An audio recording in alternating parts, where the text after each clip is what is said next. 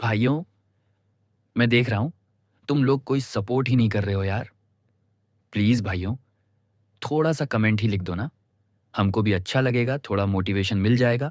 और अगर ऑडियो अच्छा नहीं लगा, कोई बात नहीं भाई, बता दो ना, हम बदल देंगे। बस इतना बता दो, अच्छा है या नहीं। चलो शुरू करते हैं आज की कहानी। वासु की सीधी चेतावनी सुनकर एथन का चेहरा पीला पड़ गया। अधिक से अधिक इसमें महामहिम को 1 सप्ताह लगेगा।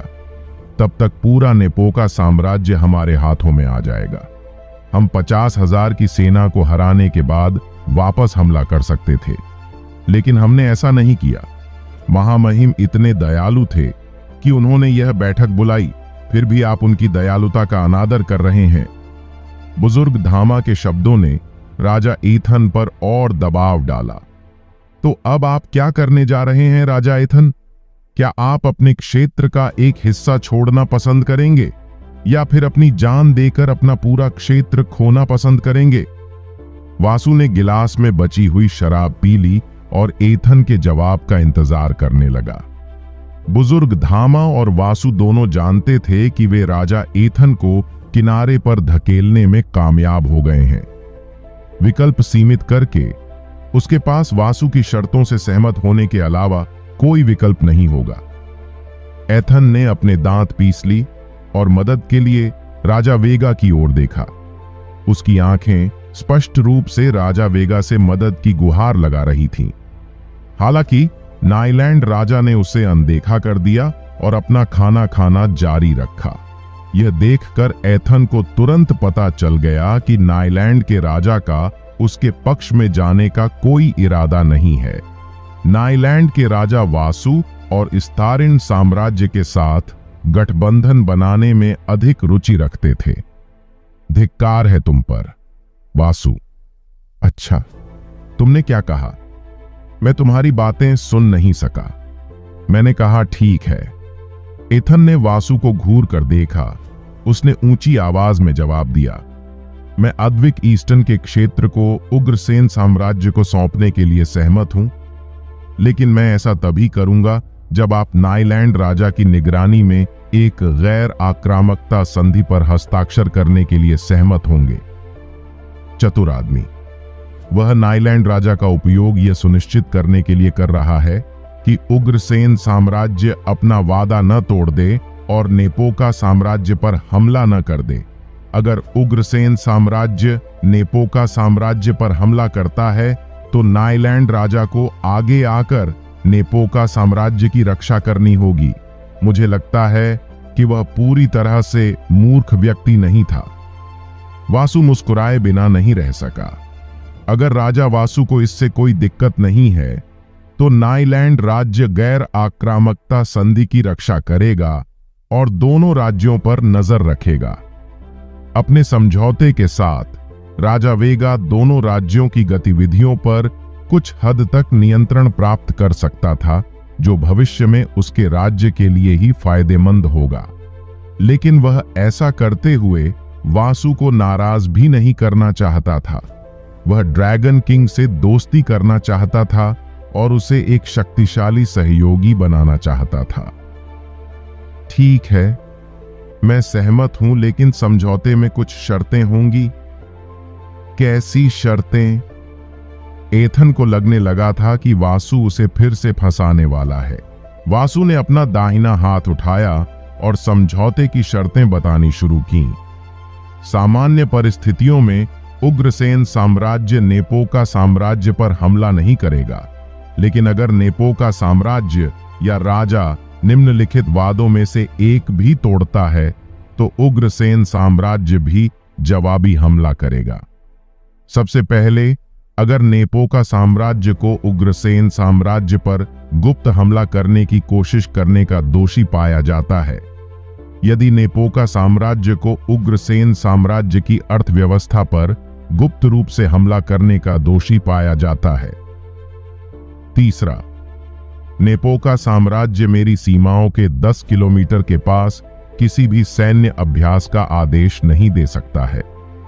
और अंत में, यदि नेपोका साम्राज्य थेरा साम्राज्य पर हमला करने की कोशिश करता है तो उग्रसेन साम्राज्य जवाबी हमला करेगा।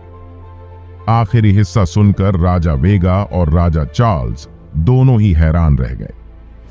मैं पहली 3 शर्तों का पालन कर सकता हूं, लेकिन मुझे थेरा के राज्य पर हमला करने की अनुमति क्यों नहीं है?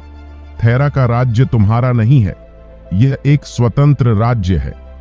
एक कारण, थेरा का साम्राज्य हमारा सहयोगी है।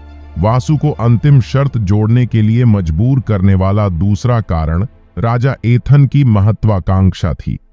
एथन के व्यक्तित्व को जानते हुए वह यूं ही खड़ा नहीं रहेगा और उग्रसेन साम्राज्य को अपने साम्राज्य को दबाते रहने देगा। अगर वह इस भूमि पर विजय प्राप्त कर सकता है तो वह उग्रसेन साम्राज्य पर 2 तरफ से हमला कर सकता है, जिसे वासु नहीं होने देना चाहता था। राजा चार्ल्स और राजा वेगा उलझन में थे। उग्रसेन साम्राज्य कब से थेरा साम्राज्य का सहयोगी बन गया? दोनों राजाओं ने एक दूसरे को सिर हिलाया और अभी वासु से सवाल न करने का फैसला किया। आखिरी शर्त भी थीरा के छोटे से राज्य को सुरक्षा देना। भविष्य में नेपोका साम्राज्य को उसकी भूमि पर हमला करने से पहले 2 बार सोचना होगा। इसलिए राजा चार्ल्स वासु के प्रति थोड़ा आभारी थे। एथन को भी वासु द्वारा आखिरी भाग जोड़ने का छिपा हुआ कारण समझ में आ गया।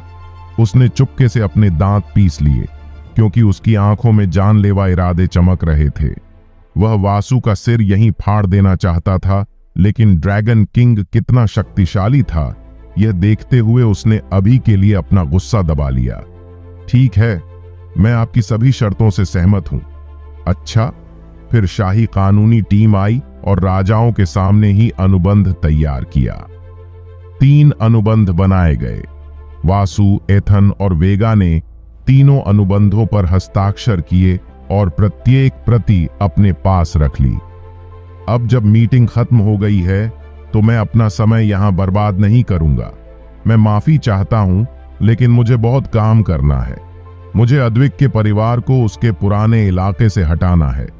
ये कहते हुए उसने एक बार फिर वासु की तरफ देखा, जिस पर उसने सिर हिलाते हुए मुस्कुराकर जवाब दिया।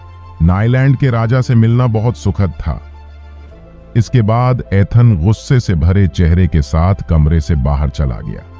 हे, मुझे आश्चर्य है कि वह यह जानकर कैसे प्रतिक्रिया देगा कि मैंने उसके 3रे दर्जे के अद्विक को अपंग कर दिया है।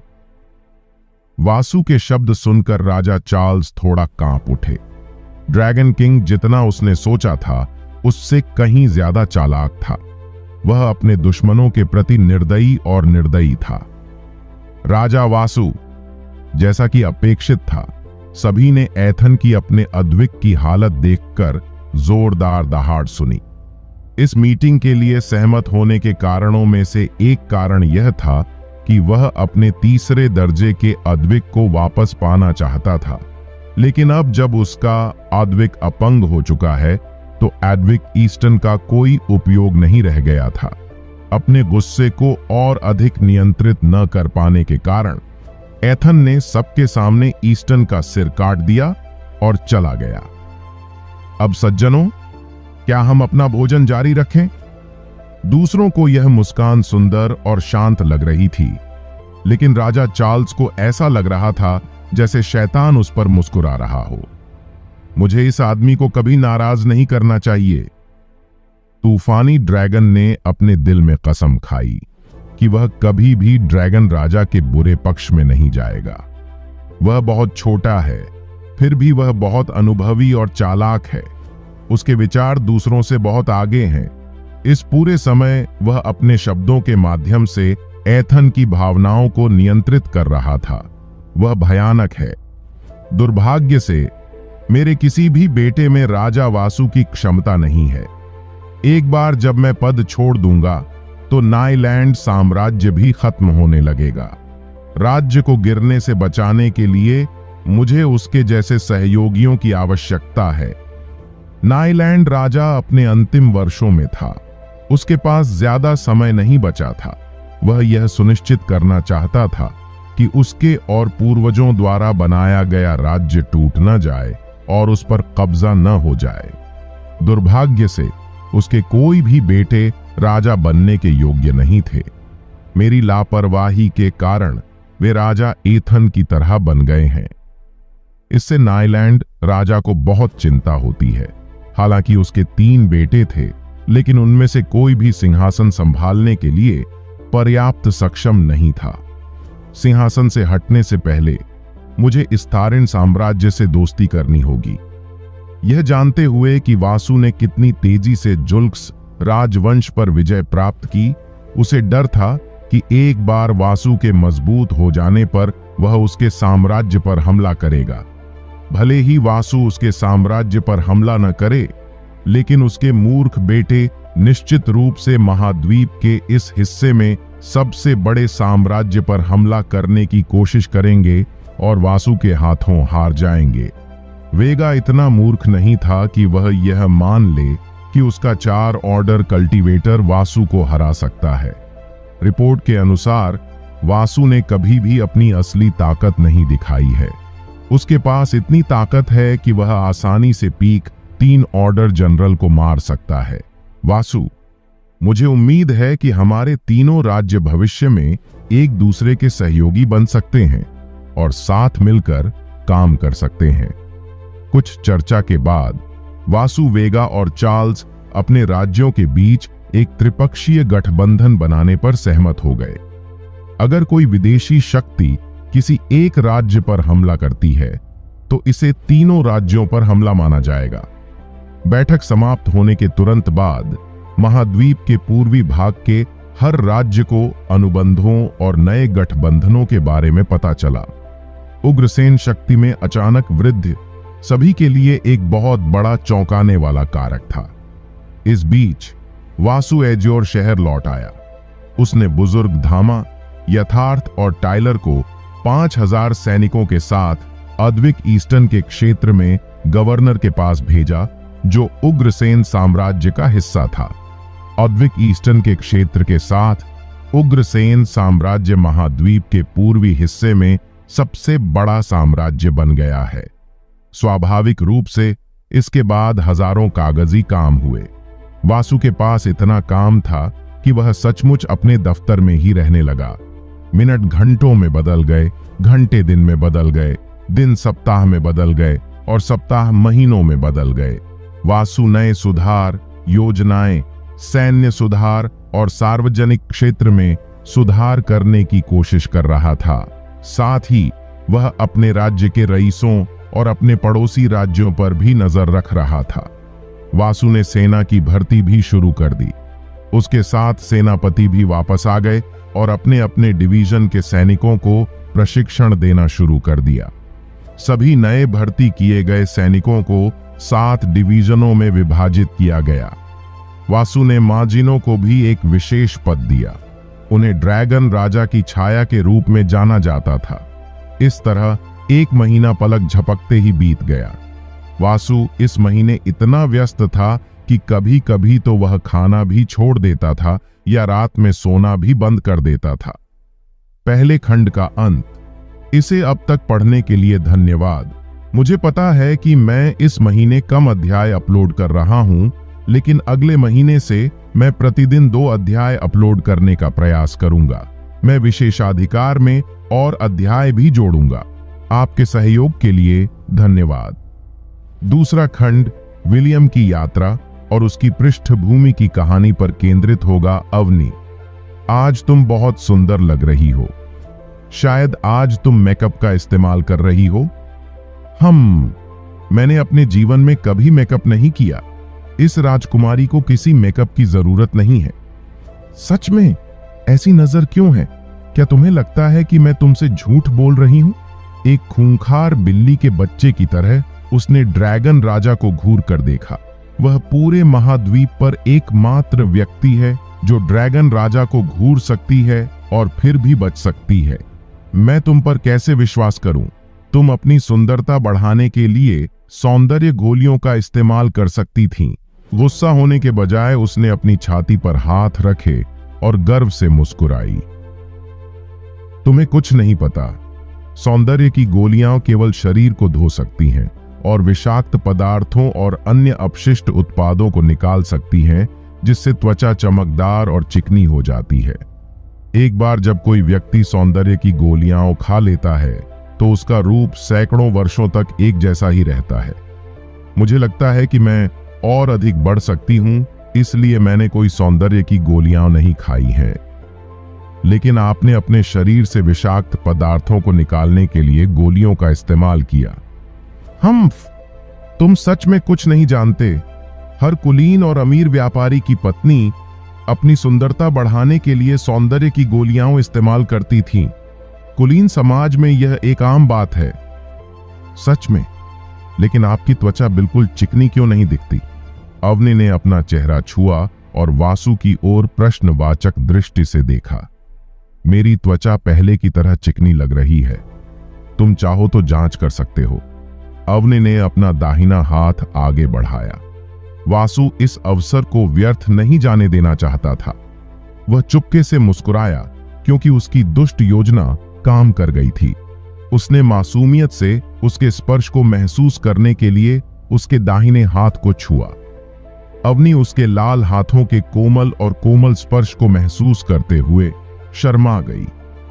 एक पल के लिए उसे लगा कि वासु उसके साथ खेल रहा है, लेकिन उसके गंभीर चेहरे को देखकर उसने यह विचार त्याग दिया। वासु ऐसा लग रहा था जैसे वह किसी कलाकृति की सराहना कर रहा हो। उसकी आंखों में वासना का कोई संकेत नहीं था।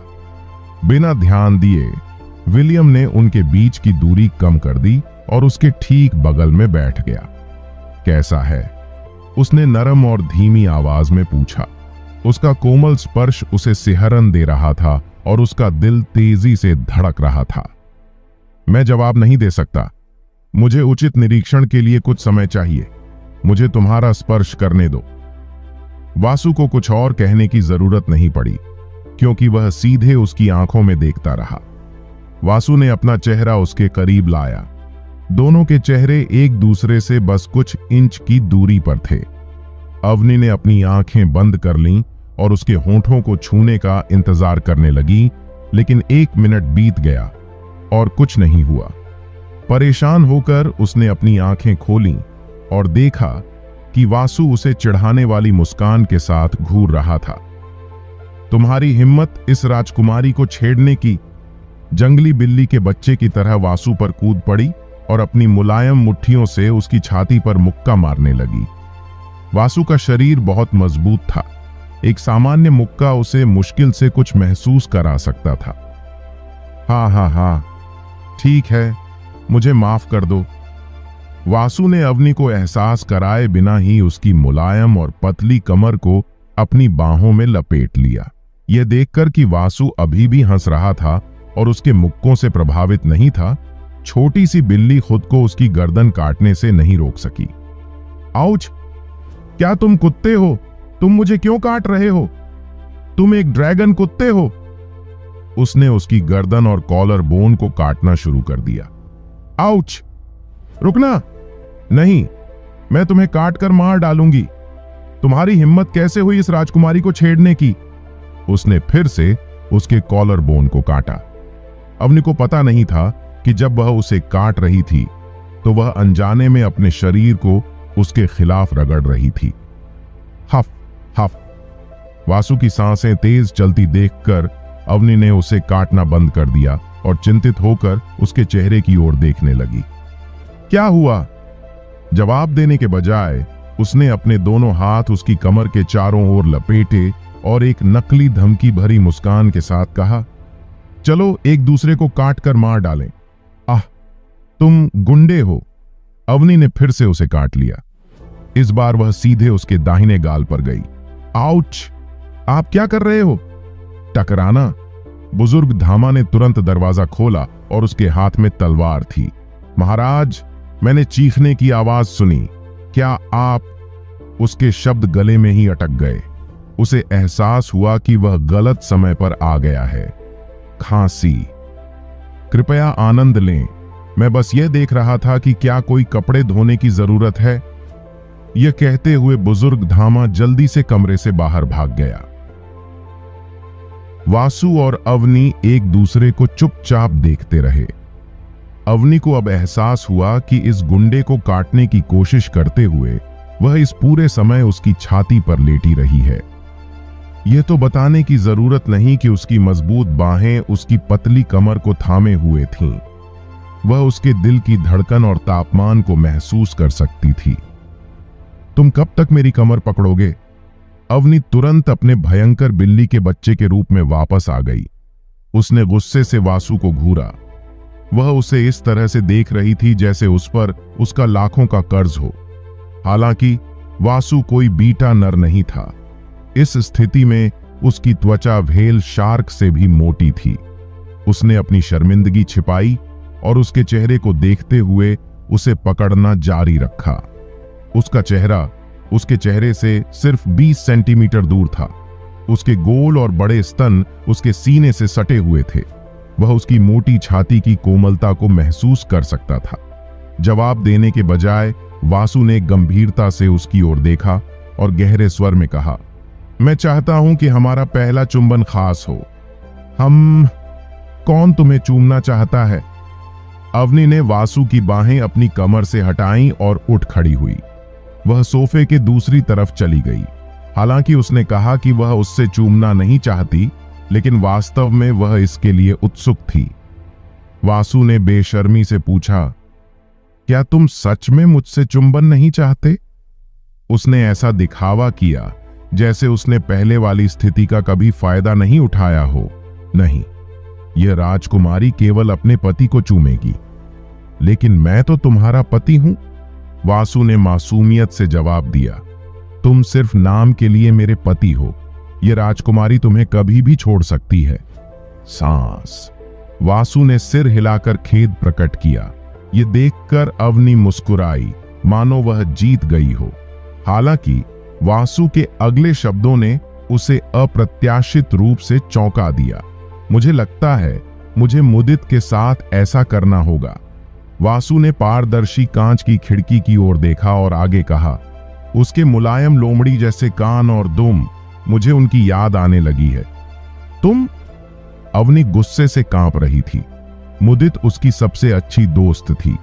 वह अपनी सबसे अच्छी दोस्त को इस गुंडे को कभी नहीं देने वाली थी। आउच! क्या तुम सचमुच कुत्ते हो? तुम कुत्ते हो? इस बार अवनी उसकी जांघों के ऊपर बैठ गई और उसके सुंदर चेहरे को काटने लगी। आउच! रुको, रुको, मेरा चेहरा खराब करना बंद करो। अगर तुम ऐसा करोगे तो कोई भी औरत इस राजा से शादी नहीं करेगी। हालांकि अवनी ने उसकी बात नहीं मानी और पूरी यात्रा के दौरान वासु को काटती रही। मैं महामहिम के बच्चे को गोद में लेने के लिए इंतजार नहीं कर सकता। दूसरे कमरे में बुजुर्ग धामा एक बेवकूफ की तरह मुस्कुराया, क्योंकि उसने उस दिन की कल्पना की जब वह वासु के बच्चों को गोद में लेगा और उनके साथ खेलेगा। दृश्य परिवर्तन लेट्स। महाराज, आपको आकर देखना चाहिए। वासु और अवनी से पहले बुजुर्ग धामा शाही गाड़ी से बाहर निकल गया, क्योंकि वह जानता था कि दोनों को आने में कुछ समय लगेगा। हाई टाइड सिटी वह बंदरगाह शहर है जिसे वासु और बुजुर्ग धामा ने बनाने की योजना बनाई थी। यह शहर एज्योर शहर से केवल 9 किलोमीटर दूर है। इस पूरे महीने वासु बंदरगाह शहर के निर्माण को जल्द से जल्द पूरा करने के लिए भारी मात्रा में धन और लोगों का निवेश कर रहा है। वासु ने हाई टाइड हार्बर शहर से राजधानी तक 3 मीटर चौड़ी सड़कें बनाने के लिए आरक्षित सैनिकों को भी काम पर लगाया। शहर 3 तरफ से पानी से घिरा हुआ था, इसलिए शहर को किसी दीवार की जरूरत नहीं थी, या कम से कम अभी तक तो कोई दीवार बनाने की जरूरत नहीं थी। सार्वजनिक व्यवस्था बनाए रखने के लिए शहर में करीब 5000 सैनिक तैनात थे। हालांकि शहर अभी भी निर्माणाधीन था, लेकिन शहर में पहले से ही 19,000 से ज्यादा लोग रह रहे थे। वासु इस शहर में एक हवेली बनाने का भी आदेश दे रहा था, ताकि वह और अवनी जब चाहें इस शहर में रह सकें। पहले तो मछुआरों को हाई टाइड हार्बर शहर में बसाने के लिए थोड़ा समझाना पड़ा। वासु ने उन्हें 1 साल के लिए मुफ्त कर जैसे लाभ देने का वादा किया, जिसके बाद 1 सप्ताह के भीतर हजारों मछुआरे शहर में रहने आ गए। जब यह खबर पूरे राज्य में फैली तो राज Listen to this audiobook, The Rise of the Celestial Emperor and His Seven Brides, only on the AS Novel Boy YouTube channel. Let's continue. राजधानी के पास छोटे छोटे गांवों में रहने वाले व्यापारियों और लोगों ने शहर में बसने का फैसला किया। गरीब लोग घर नहीं खरीद सकते थे, इसलिए वासु ने उन्हें बड़ी छूट दी। जनसंख्या की समस्या हल होने के बाद तीसरे सप्ताह तक हजारों नए लोग शहर में आ रहे थे। अभी यह शहर राजधानी के आकार का 5वां हिस्सा ही है। वासु का अनुमान है कि कुछ ही महीनों में यह राजधानी से भी बड़ा हो जाएगा। वाह, यहां की हवा बहुत अच्छी लगती है। अवनी ने समुद्र और शहर को देखा। उसे लगा कि यह शहर राजधानी से ज्यादा सुंदर और सुकून देने वाला है। यह छुट्टी मनाने के लिए एकदम सही जगह है।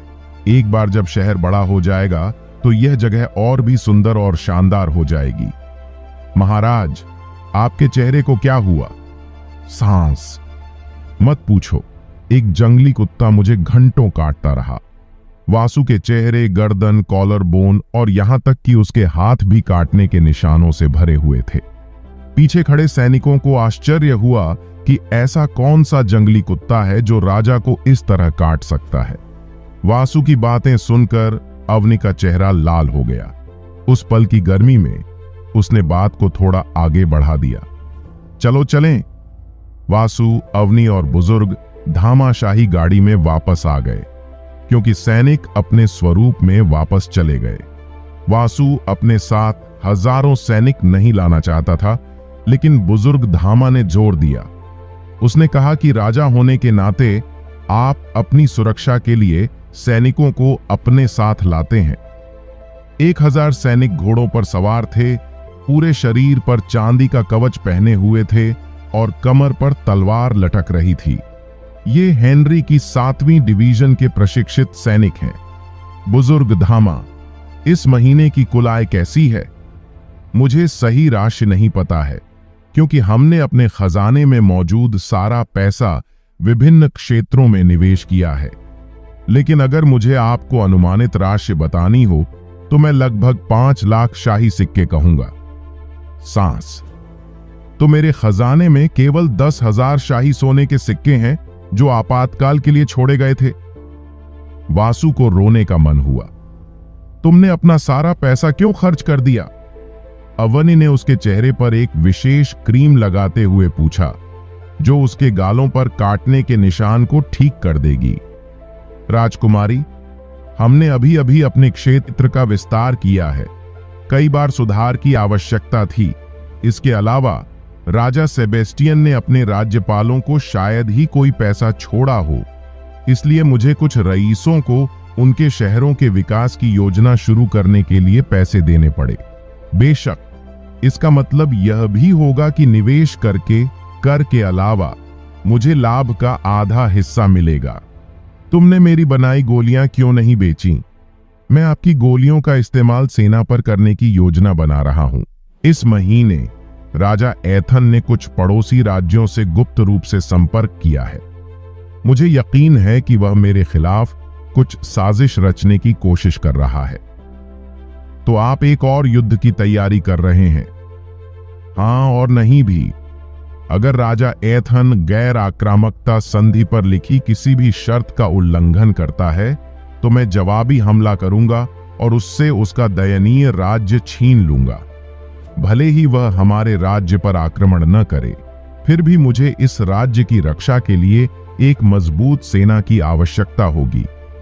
आपकी गोलियों का उपयोग करके सैनिकों की साधना गति बढ़ जाएगी और कुछ दूसरे क्रम तक पहुंचने में सक्षम हो सकते हैं।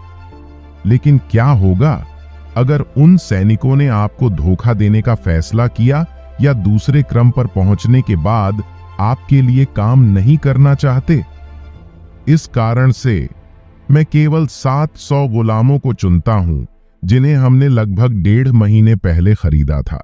जहां तक दूसरों की बात है, अगर उन्हें आपकी मन संग्रह गोलियां चाहिए तो उन्हें उसके साथ एक अनुबंध करना होगा। अनुबंध में सैनिक को सेना छोड़ने से मना किया गया है जब तक कि वह राज्य को 15 साल की सेवा प्रदान नहीं कर देता।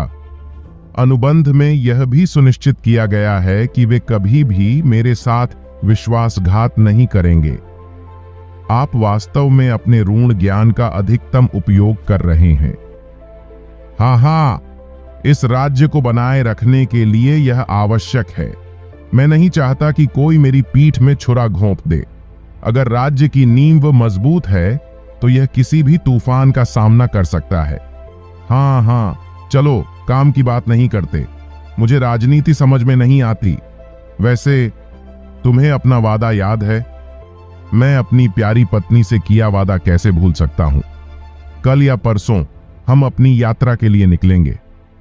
अच्छा, अवनी ने संतुष्ट भाव से सिर हिलाया। जब वासु ने उसे अपनी पत्नी कहा तो उसने इनकार नहीं किया। महाराज, क्या आप चाहते हैं कि मैं आपके साथ चलूं? दुर्भाग्य से नहीं। वर्तमान में आप मेरे अनौपचारिक प्रधानमंत्री हैं, लेकिन जैसे जैसे राज्य बढ़ता है, जल्दी या बाद में मुझे एक उपयुक्त व्यक्ति खोजना होगा जो प्रधानमंत्री का पद संभाल सके, और अभी तक हमें उस तरह के गुणों वाला व्यक्ति नहीं मिला है। कोई बात नहीं, मैं यहीं रहूंगा और महामहिम के यहां सब कुछ चलता रखूंगा। धन्यवाद बुजुर्ग धामा। बुजुर्ग धामा की मदद के कारण ही वासु अपना कागजी काम इतनी जल्दी पूरा कर पाया। रास्ते से हट जाओ, महाराज यहां हैं। जैसे ही शाही गाड़ी हाई टाइड हार्बर शहर में प्रवेश कर गई, लोग रास्ते से हट गए। वैसे अवनी, तुमने मुझे Sikar of impurity guild leader से मिलने के लिए कहा था। मैं अभी भी उससे नहीं मिला हूं। मेरे हाथ में इतने सारे कागजात होने के कारण मैं उसके बारे में भूल ही गया। कोई बात नहीं, आप उससे यहीं मिल सकते हैं। गिल्ड लीडर यहां है? हाँ, उसने मुझे बताया कि वह अपने शाखा कार्यालय के निर्माण कार्य को निपटाने के लिए यहां आई थी। आखिरकार हम यहां आ गए। वासु ने अवनी को गाड़ी से उतरने में मदद की। वे अधूरे महल के सामने खड़े थे। पूरे महल का सिर्फ 1/4 हिस्सा ही बना था। महाराज, मेरा सुझाव है कि आप दोनों फिलहाल सराय में ही रहें। यह जगह राजा के रहने के लिए उपयुक्त नहीं है। सांस। ठीक है, वासु को इस हवेली में रहने में कोई परेशानी नहीं होगी, लेकिन अवनी को यहां रहना अच्छा नहीं लगेगा। उसका पति होने के नाते उसे किसी भी चीज से पहले अपनी पत्नी के आराम के बारे में सोचना होगा। मैं और सैनिक महल के चारों ओर डेरा डालेंगे और रात यहीं बिताएंगे। तुम दोनों क्यों नहीं शहर में घूमने चलते? बुजुर्ग धामा वासु और अवनी के साथ न जाकर उन्हें कुछ समय अकेले में बिताने का मौका दे रहा था।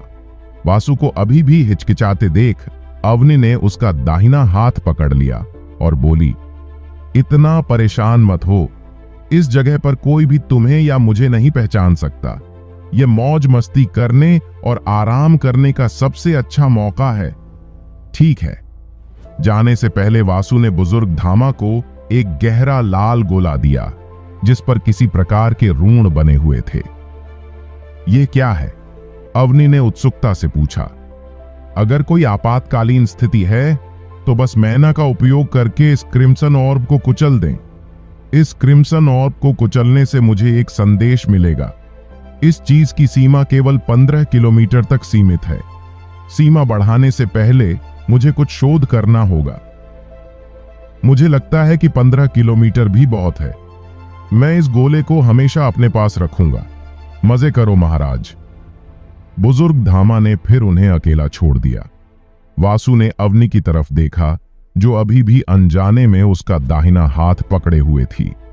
राजकुमारी, अगर तुम मेरा हाथ पकड़ना चाहती थी तो तुम मुझे इसके बारे में बता सकती थी। मैं तुम्हारा हाथ नहीं पकड़ना चाहती। मैंने यह काम बस आवेग में आकर किया। यह कहते हुए वह बेतरतीब दिशा में चलने लगी। वासु ने स्नेह भरी मुस्कान के साथ उसकी पीठ की ओर देखा। इस खूंखार बिल्ली के बच्चे के साथ जितना अधिक समय बिताता हूं, उतना ही मैं उसे अपनी पत्नी के रूप में पसंद करने लगता हूं। भले ही उसके माता पिता हमारे रिश्ते का विरोध करें, मैं उसे नहीं छोड़ूंगा। अरे, क्या तुम आ रहे हो? अवनी ने पलटकर शर्माते हुए पूछा। आ रहा, लेकिन वैसे क्या तुम्हारे पास पैसे हैं? पैसे मांगते हुए अवनी शर्मा गई। जब वह अपने माता पिता के साथ रहती थी तो उसे जेब खर्च की कभी कमी नहीं होती थी, लेकिन यहां आने के बाद उसे मिलने वाला पैसा सिर्फ एक गोल्ड तक सीमित रह गया जो उसकी तनख्वाह थी। मेरे पास इतना पैसा है कि मैं तुम्हें इस शहर का आधा हिस्सा दे सकता हूं। वासु को थोड़ी शर्मिंदगी महसूस हुई। पिछले 1 महीने में वह इतना व्यस्त था कि वह अपनी पत्नी को पॉकेट मनी देना भूल गया। तुम और तुम्हारी बेशर्मी की कोई सीमा नहीं है। अवनी ने अपनी आंखें घुमाईं और एक ज्वेलरी शॉप की ओर चलना जारी रखा। वासु उसके पास गया और उसके साथ चलने लगा। शाम का समय था, सड़कों पर भीड़ थी। मछुआरे पूरे दिन मछली पकड़ने के बाद लौट रहे थे। हर कोई अपने घर वापस जाने की तैयारी कर रहा था। बच्चे इधर उधर दौड़ रहे थे और सड़क पर खेल रहे थे।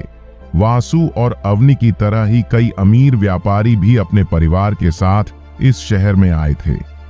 व्यापारी यह देखने के लिए यहां आए थे कि क्या उन्हें पैसे कमाने के लिए कोई अच्छी जगह मिल सकती है। ऐसा करते समय वे अपने परिवारों को शहर की सैर कराने के लिए ले गए। क्या तुम गहने खरीदना चाहती हो? वासु ने अवनी को पहले कभी कोई आभूषण पहने नहीं देखा था। उसे यकीन था कि उसकी पत्नी को गहनों में कोई दिलचस्पी नहीं है। चूंकि हम अपने माता पिता से मिलने जा रहे हैं, इसलिए मैंने सोचा कि मैं अपनी मां के लिए कुछ स्थानीय आभूषण खरीद लूं। अवनी ने आभूषण की दुकान में प्रवेश करते हुए कहा और उसके पीछे वासु भी आया। मेरी मां के पास गहनों का बहुत बड़ा संग्रह है। उन्हें अलग अलग क्षेत्रों और राज्यों से गहने इकट्ठा करना बहुत पसंद है। फिर वह वासु की ओर देखने लगी। अगर वह अपने सारे गहनों का संग्रह इकट्ठा कर ले तो उनके पास पूरे थैरा साम्राज्य को खरीदने के लिए पर्याप्त पैसे होंगे। यह सोचकर आश्चर्य होता है कि मेरी सास के पास इतना बड़ा आभूषण संग्रह था। मैं कल्पना भी नहीं कर सकती कि अवनी का परिवार कितना अमीर है। क्या आप चौंक गए? हे। अवनी की आकर्षक मुस्कान ने दुकान में मौजूद पुरुषों का ध्यान अनिवार्य रूप से आकर्षित कर लिया। थोड़ा सा, लेकिन एक दिन मैं पूरी दुनिया में सबसे अमीर सम्राट बन जाऊंगी। अवनी मुस्कुराई और कुछ नहीं बोली। वह ऐसी महिला थी जिसे पैसे या संपत्ति से मोह नहीं था। उसे विश्वास था कि वासु अपनी बात पर कायम रहेगा और पूरी दुनिया का सबसे अमीर सम्राट बन जाएगा। 45 दिन पहले वासु के पास अपने 100 सैनिकों को वेतन देने के लिए भी पैसे नहीं थे, लेकिन अब स्थिति इस हद तक बदल गई है कि इस तारिन साम्राज्य में वर्तमान में लगभग 1,10,000 सैनिक हैं और यह संख्या अभी भी बढ़ रही है। यह लड़की कौन है? वह बहुत ही सुंदर है। मुझे लगता है कि वह इस शहर में नई है। वासु के इर्द गिर्द पुरुषों की फुसफुसाहट सुनकर ड्रैगन राजा को बहुत जलन हुई। राजा ने अपनी पत्नी का हाथ पकड़ लिया और फिर उन पुरुषों को घूरने लगा जो पहले उसे देख रहे थे। अवनी का चेहरा थोड़ा लाल हो गया जब उसने वासु को सरेआम अपना हाथ पकड़ते देखा। उसने कुछ नहीं कहा। वह वासु का हाथ थामे हुए अलग अलग आभूषणों को देखती रही। शुभ संध्या मैडम, आज मैं आपकी क्या मदद कर सकता हूं? क्या आप कृपया ये आभूषण पैक कर सकते हैं? दुकानदार थोड़ा हैरान हुआ। उसके ज्यादातर ग्राहक चांदी या तांबे से बने गहने खरीदते थे, लेकिन ये खूबसूरत ग्राहक गहनों का पूरा सेट खरीदना चाहते थे। मैडम, मेरा मतलब है कि मैं बुरा न मानूं, लेकिन ये सारे गहने सोने के हैं। इसकी कीमत 100 सोने के सिक्कों तक होगी। पैसों की चिंता मत करो, बस सारा सामान पैक कर दो भाई। दुकान पर एक युवक था जो वासु से कुछ साल बड़ा लग रहा था। सभी की हैरानी भरी निगाहों के सामने विदाउट ने अपना हाथ हिलाया और 110 सोने के सिक्के दुकानदार के सामने आ गए। अतिरिक्त पैसे टिप के रूप में रख लो। धन्यवाद बड़े भाई, दुकानदार ने गंभीर मुस्कान के साथ सिर झुकाया। कोई बात नहीं। क्या तुम मुझे इस शहर की स्थिति के बारे में कुछ बता सकते हो? मैं अपनी पत्नी के साथ इस शहर में जाने की योजना बना रहा हूं। अवनी ने चुपके से उसकी कमर पर चुटकी काटी ताकि उसे लगे कि वह उसकी पत्नी नहीं है। लेकिन वासु ने दर्द सहन किया और अपना चेहरा सीधा रखा। बड़े भाई, मुझे यकीन है कि मुझे इसे कैसे कहना चाहिए, लेकिन पूरा शहर बढ़ रहा है। अब तक कुछ डाकू समूहों ने शहर पर हमला करने की कोशिश की है। सौभाग्य से हमारे राजा ने शहर की रक्षा के लिए 5000 सैनिक भेजे थे। यह शहर शांतिपूर्ण है। यहाँ खाने पीने की चीजें दूसरे शहरों की तरह महंगी नहीं है। हम मछुआरों से सस्ती मछलियां खरीद सकते हैं। इतना ही नहीं, हमारे राजा ने यहाँ एक पब्लिक स्कूल भी बनवाया है। मुझे लगता है कि अगर आप यहाँ रहना चाहते हैं तो यह शहर सबसे सही जगह है। वासु ने संतोष जताते हुए सिर हिलाया। वह देखना चाहता था कि लोग उसे किस तरह देखते हैं और यह भी जानना चाहता था कि क्या वे शहर के मौजूदा विकास से संतुष्ट हैं। जहां तक स्कूलों की बात है, वासु ने बच्चों के लिए सरकारी स्कूलों में जाना अनिवार्य कर दिया है, जहां उन्हें लिखना, पढ़ना और बुनियादी गणित सिखाया जाएगा। फिर आना बड़े भाई, अगली बार मैं तुम्हें बहुत बड़ी छूट दूंगा। वासु और अवनी ज्वेलरी शॉप से बाहर निकल गए। मेरे ससुर को क्या पसंद है? चूंकि उन्होंने अवनी की मां के लिए कुछ खरीदा था, वासु अपने ससुर के लिए भी कुछ खरीदना चाहता था। मुझे भी इस बारे में पक्का पता नहीं है। मेरे पिता सिर्फ 2 काम करते हैं, या तो वे काम करते हैं या फिर मेरी मां के साथ समय बिताते हैं। अभी के लिए चलो कुछ स्थानीय स्ट्रीट फूड खरीदते हैं। एक उत्साहित बच्चे की तरह अवनी ने वासु को अपनी ओर खींचा। 3 घंटे तक शहर का भ्रमण करने के बाद आखिरकार वे दोनों अशुद्धता के साधक संघ के नेता से मिलने पहुंचे। क्या तुम सच में मेरे साथ नहीं आना चाहते? नहीं, मैं अपने कमरे में ही इंतजार करूंगा। जब तुम्हारा काम हो जाए तो मुझे खाने के लिए बुला लेना।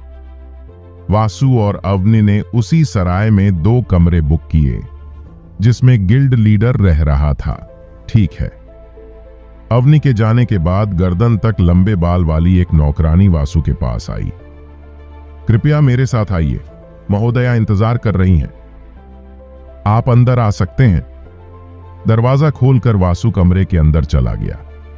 कमरे में घुसते ही उसने देखा कि गिल्ड लीडर सोफे पर बैठी हुई थी और उसका चेहरा घूंघट से ढका हुआ था। सोफे के सामने रखी मेज पर पहले से ही 2 कप चाय और कुछ स्नैक्स रखे हुए थे। काफी समय हो गया है। सबसे पहले मुझे आपको पूरा 1 महीना इंतजार करवाने के लिए माफी मांगने की इजाजत दें। युद्ध समाप्त होने के तुरंत बाद वासु को सीकर ऑफ इम्प्योरिटी के गिल्ड लीडर के साथ मीटिंग करनी थी, लेकिन वह प्रशासनिक कामों में इतना व्यस्त था कि वह मीटिंग के बारे में पूरी तरह से भूल गया। अगर अवनी ने वासु को मीटिंग के बारे में याद न दिलाया होता तो शायद वह इसके बारे में भूल जाता। वासु ने अपना शरीर झुकाया और माफी मांगते हुए अपना सिर ठीक से झुकाया। किसी से माफी मांगने से उसकी प्रतिष्ठा को कोई नुकसान नहीं होगा। वासु चाहे कितना भी शक्तिशाली क्यों न हो जाए, अगर गलती उसकी है तो वह हमेशा माफी मांगने के लिए तैयार रहता है। वासु को पता नहीं था कि गिल्ड लीडर ड्रैगन राजा को देखकर मुस्कुराए बिना नहीं रह सका, जो महाद्वीप के पूर्वी हिस्से में व्यापक रूप से भयभीत है। अपना सिर उसके सामने झुका रहा है। उसने ऐसे पुरुषों को देखा था जो शक्ति और धन प्राप्त करने के बाद पूरी तरह से बदल गए थे, लेकिन आश्चर्यजनक रूप से वासु अभी भी उसके प्रति विनम्र और सम्मानजनक था, ठीक वैसे ही जैसे पहली बार जब वे अपने हवेली में मिले थे। ड्रैगन राजा, आप अपना सिर ऊपर उठा सकते हैं। गिल्ड नेता का स्वर अधिकार पूर्ण था। कृपया बैठ जाइए। वासु ने सिर हिलाया और गिल्ड लीडर के सामने सोफे पर बैठ गया। शुरू करने से पहले मुझे एक बार फिर से 6ठे क्रम के बिजली के जंगल हिरण का दिल देने के लिए अपनी गहरी और सबसे ईमानदार कृतज्ञता व्यक्त करने की अनुमति दें। मुझे नहीं पता कि इसे कैसे समझाऊं, लेकिन इसने मेरी बहुत मदद की। यह ठीक है, ये देखते हुए कि महामहिम कितने बुद्धिमान और चतुर हैं, ड्रैगन राजा को पता होना चाहिए कि मैं भी 6वें क्रम के बिजली के जंगल के हिरण के दिल के बदले में कुछ चाहता हूं। वासु जानता था कि उसके जैसी व्यवसायी महिला 6ठे क्रम के बिजली के जंगल के हिरण का दिल उसके जैसे गरीब राजा को आसानी से नहीं सौंपेगी, जबकि वह सचमुच इस दिल को अरबों शाही सोने के सिक्कों में बेच सकती है। वह यह मानने वाला मूर्ख नहीं था कि गिल्ड लीडर सिर्फ दयालु और देखभाल करने वाला है। वासु को सिर हिलाते देख वह संतुष्ट हो गई। महाराज, मुझे पूरा विश्वास है कि आपको यह चाय पसंद आएगी। वासु ने चाय का प्याला उठाया और एक घूंट लिया। कैसा है? यह सचमुच बहुत अच्छा है। वासु को अपने पूरे शरीर में ठंडक और ताजगी का एहसास हुआ। यह चाय मुख्य महाद्वीप से आयात की जाती है। इस चाय को पीने से दूसरे और तीसरे क्रम के साधकों की साधना की गति 50% तक बढ़ सकती है। इतना ही नहीं, इस चाय को नियमित रूप से पीने से किसी व्यक्ति की साधना की गति 5 से 10% तक स्थायी रूप से बढ़ सकती है। वासु ने चुपचाप सुनते हुए दूसरा घूंट लिया। इस चाय के 1 ग्राम की कीमत लगभग 1000 शाही सोने के सिक्के हैं। वह उम्मीद कर रही थी कि वासु किसी तरह की आश्चर्यजनक प्रतिक्रिया दिखाएगा, लेकिन वह बिना किसी बदलाव के शांति से चाय पी रहा था। वासु ने तीसरा घूंट लिया और फिर चाय का प्याला मेज पर रख दिया और गिल्ड लीडर की ओर देखा। गिल्ड लीडर, क्यों ना हम झिझकना बंद करें और सीधे एक दूसरे से कहें कि हम क्या चाहते हैं। हालांकि गिल्ड लीडर अभी भी घूंघट के नीचे चाय पीती रही। वासु की तरह वह पूरी तरह से शांत और तनाव मुक्त दिख रही थी। सबसे पहले हम सभी औपचारिकताएं क्यों नहीं हटा देते? मेरा नाम एलिसिया है। महाराज मुझे एलिसिया या मिस एलिसिया कह सकते हैं।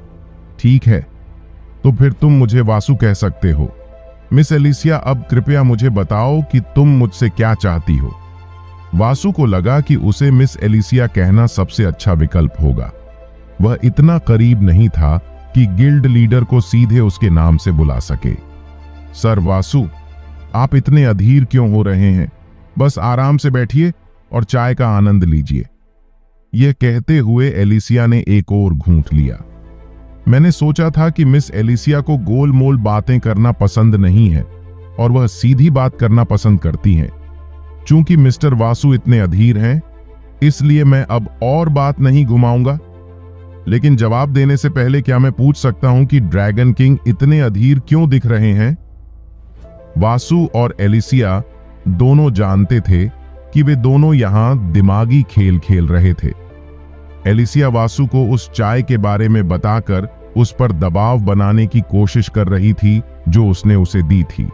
वह उसे इस चाय की कीमत के बारे में बताकर उन दोनों के बीच के अंतर को महसूस कराने की कोशिश कर रही थी। जब उसने उसे चाय के बारे में बात करते हुए सुना तो उसे पता चल गया कि यह महिला किसी चीज के लिए प्रयास कर रही थी। मिस एलिसिया, मुझे लोगों पर कर्ज लेना पसंद नहीं है, खासकर अजनबियों पर नहीं। कृपया गलत मत समझिए। मैं यह व्यक्त नहीं कर सकता कि मुझे 6ठे क्रम के बिजली के जंगल के हिरण का दिल देने के लिए मैं कितना आभारी हूं। अब जब मैं युद्धों से मुक्त हो गया हूं तो मैं जितना संभव हो सके उतना कर्ज चुकाना चाहता हूं। कर्ज चुकाने से वासु का बोझा दिल मुक्त हो जाएगा। एलिसिया ने देखा कि वासु ने बहुत पहले ही चाय पीना बंद कर दिया था। उसे यह भी समझ में आ गया कि वासु ने उसकी असलियत पहचान ली है। ईमानदारी से कहूं तो आजकल मिस्टर वासु जैसे आदमी बहुत कम मिलते हैं। मिस्टर वासु को तो पता ही नहीं कि मैंने कितने आदमियों को नशे की लत में डूबते देखा है। वासु की दाहिनी आंख फड़कने लगी। उसे लगा कि एलिसिया जानबूझकर उसके अतीत को निशाना बना रही है। मैं मिस्टर वासु की ईमानदारी को महसूस कर सकता हूं। मैं वादा करता हूं कि मैं पैसे या संपत्ति या कोई भी मूल्यवान चीज नहीं मांगूंगा। मेरे पास पहले से ही बेशुमार पैसे हैं। वासु समझ गया कि एलिसिया इस मौके का इस्तेमाल अपनी संपत्ति दिखाने के लिए कर रही थी और परोक्ष रूप से उसे बता रही थी कि उसे उसके पैसे में कोई दिलचस्पी नहीं है। इससे पहले कि मैं बताऊं कि मैं मिस्टर वासु से क्या चाहती हूं, मुझे अपना परिचय फिर से देना होगा। वासु की उलझन भरी निगाहों के सामने एलिसिया ने चाय का कप मेज पर रखा और शालीनता से खड़ी हो गई। जैसे ही गिल्ड लीडर ने धीरे धीरे अपने चेहरे पर से पर्दा हटाया, वासु की लाल पुतलियां सिकुड़ गईं। अतीत में वासु ने बस यही मान लिया था कि गिल्ड लीडर का चेहरा बदसूरत है और इसीलिए उसने अपने चेहरे पर घूंघट पहना हुआ है।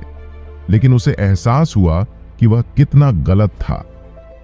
एलिसिया ने वासु पर अपनी नजरें गड़ाए रखीं और धीरे धीरे अपने चेहरे से घूंघट हटाया, जिससे धरती का सबसे छिपा हुआ रत्न सामने आ गया।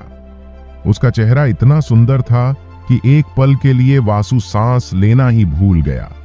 उसका दिल लगभग रुक गया। अब जबकि उसने अंततः अपने चेहरे पर से घूंघट हटाने का निर्णय ले लिया था, वह उसके चेहरे को देख पा रहा था। उसके पास पन्ना रत्न थे जो दूसरों को उसकी ओर आकर्षित करते थे। उसके लंबे काले बाल एक काले लाल रिबन से बंधे थे, जिसके दोनों ओर बैंक्स बालों की लटें लटक रही थीं। पतली भौहें और एक पतला और लचीला शरीर जो 1.6 मीटर लंबा था। उसने काले रंग का किमोनो पहना हुआ था जो उसके पापी शरीर को ढक रहा था। वह अपने विशाल स्तनों को छिपा नहीं पा रही थी, जिससे एक छोटा सा क्लीवेज रह गया था जो उसे और भी अधिक आकर्षक बना रहा था। किमोनो उसके शरीर से गोंद की तरह चिपका हुआ था, उसके सभी वक्रों को उजागर कर रहा था। भले ही उसका चेहरा बहुत सुंदर और शुद्ध दिख रहा था, लेकिन उसका पापी शरीर कुछ और ही कह रहा था। मैं आपकी 7 मंगेतरों में से एक हूं। मेरा पूरा नाम एलिसिया ऑसबर्न है। मुझे लगता है कि यह पहली बार है जब हम आधिकारिक तौर पर मिल रहे हैं। उसने अपने हाथ जोड़े और अपना सिर थोड़ा झुकाया। इस बीच वासु को बहुत बड़ा झटका लगा। कोमल मधुर शब्द उसके दिमाग को तोड़ रहे थे। एक पल के लिए वासु का दिमाग काम करना बंद कर देता है। यह झटका उसके लिए बहुत बड़ा था। मिस्टर वासु, अपनी दूसरी पत्नी को अपना नाम पुकारते हुए सुनकर वासु अपनी हैरानी से बाहर आया और एलिसिया की ओर देखा। वह महिला जिसे धन की देवी के रूप में भी जाना जाता था। तुम सच में मेरी पत्नी हो? मेरा मतलब है मंगेतर। वासु को अभी भी इस पूरी स्थिति पर विश्वास करने में परेशानी हो रही थी। आप क्या सोचते हैं मिस्टर वासु? एलिसिया ने विनम्रता से मुस्कुराकर उसे शांत होने के लिए कुछ समय दिया। चाय का कप उठाने से पहले वासु 10 सेकंड तक एलिसिया को देखता रहा। सिप। वासु ने एक लंबा घूंट लिया। चाय पीते हुए वह अपने दिलो दिमाग को शांत करने की पूरी कोशिश कर रहा था। खांसी। चाय का प्याला फिर से मेज पर रखते हुए उसने अपनी पत्नी की ओर देखा। वही महिला जो धन की देवी के रूप में भी जानी जाती थी, वही महिला जो वेस्टर्निया महाद्वीप की सबसे खूबसूरत लड़की भी मानी जाती थी। मैं माफी चाहता हूं, मैं बहुत हैरान था। मिस्टर वासु, आप उस घटिया कॉन्ट्रैक्ट की वजह से मेरे मंगेतर हैं। कॉन्ट्रैक्ट के बारे में बात करते हुए एलिसिया ने गुस्से से भरी नजर दिखाई।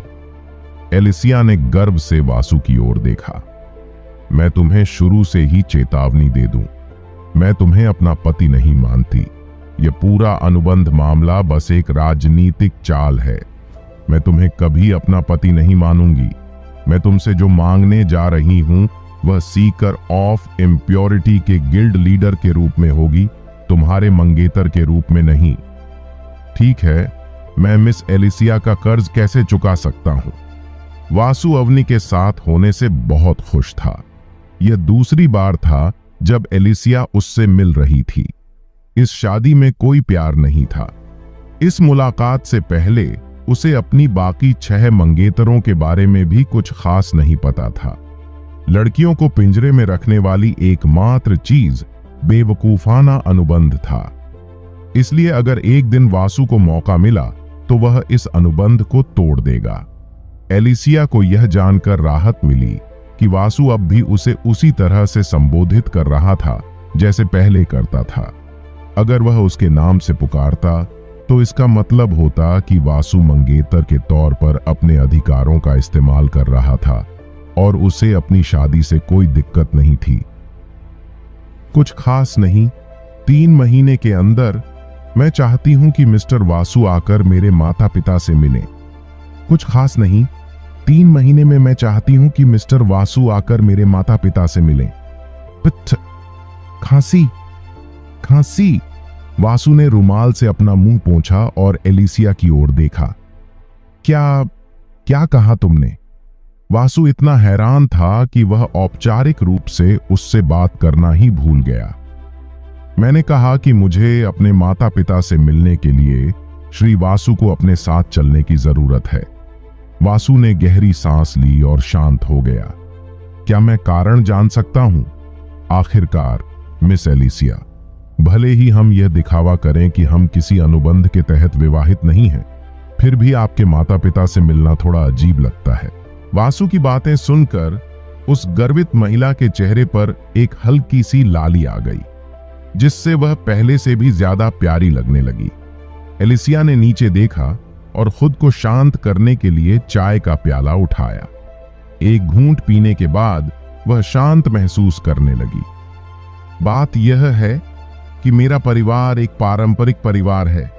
मेरे माता पिता, चाचा और चाची ने 20 साल की उम्र से पहले ही शादी कर ली थी, या कम से कम किसी से सगाई कर ली थी। जल्द ही मैं 20 साल की हो जाऊंगी। मेरा परिवार मुझ पर शादी करने या कम से कम एक आदमी ढूंढने और उससे सगाई करने का दबाव बना रहा है। जब से एलिसिया एक छोटी बच्ची थी, उसे केवल किमोनो पहनने की अनुमति थी, जो उनके परिवार की परंपरा का हिस्सा था। उसके परिवार की एक और परंपरा या नियम यह था कि महिला अपने पति के अलावा किसी और को अपना चेहरा नहीं दिखा सकती थी। ईमानदारी से कहूं तो एलिसिया को किमोनो पहनने या घूंघट से अपना चेहरा ढकने में कोई समस्या नहीं थी। वह इसकी आदी थी और ऐसा करने में सहज महसूस करती थी। उसे केवल शादी की बात से परेशानी थी। एलिसिया के माता पिता ने उसके प्रेम जीवन का पूरा समर्थन किया, लेकिन उसे कभी ऐसा आदमी नहीं मिला जो उसका दिल जीत सके। अब जबकि वह जल्द ही 20 वर्ष की आयु में पहुंचने वाली थी, उसके माता पिता उसे घर लौटने और सही साथी खोजने के लिए ब्लाइंड डेट पर जाने का आदेश दे रहे थे। एलिसिया ने अचानक वासु को घूर कर देखा और अपनी आवाज में छिपे गुस्से के साथ बोली, ईमानदारी से कहूं तो अगर कोई व्यक्ति शराब का आदी नहीं होता तो शायद मेरे लिए चीजें अलग हो सकती थीं।